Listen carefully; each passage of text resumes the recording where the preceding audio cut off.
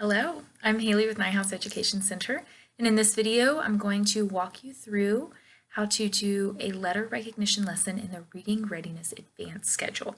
So let's first look at our reading routine. You should hopefully have a schedule like this, or maybe yours looks like this in your classroom. And in our reading routine, letter recognition is the first component for the advanced schedule. But notice that while in the initial schedule you're using 10 minutes for your letter recognition, in the advanced schedule you're only using 5 minutes. In our Reading Readiness Manual, you're going to choose from any of the activities in letter recognition section to do with your students. But remember that in initial schedule, you primarily worked with block letters that were uppercase. Now that you're in the advanced schedule, you can start to work with lowercase letters with your students. Make sure, though, that you're only working with letters that you've introduced to them through the multisensory letter introduction. What's the purpose of making sure that our students have solid letter recognition? Well, students who know the names of the letters have a strong advantage because then they're better able to understand sound symbol correspondences.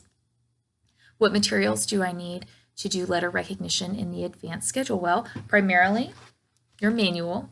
Use the manual, use the scripts in here, use the examples. It's okay to have this out with you while you're teaching. Your students are going to need letter tiles. These are block letters. But if you're moving into the lowercase letters, you'll need something different for that. You can have alphabet strip. In our manual, there's going to be some really good resources for you.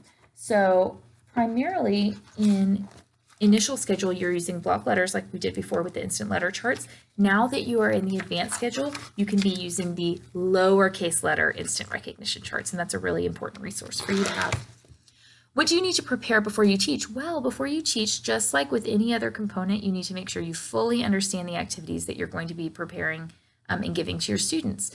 You want to make sure that you understand the logistics of how you'll manage materials, how you will transition students in and out of activities, and have a good sense for the examples and the academic language. But it is okay for you to use your manual while you're teaching. Students are going to be participating based on the activity. Sometimes they're going to be paired up. Sometimes you're working whole group. And sometimes they'll be working individually while you walk around and monitor. If you have any questions, don't forget, you can always look at your Reading Readiness Manual for more information.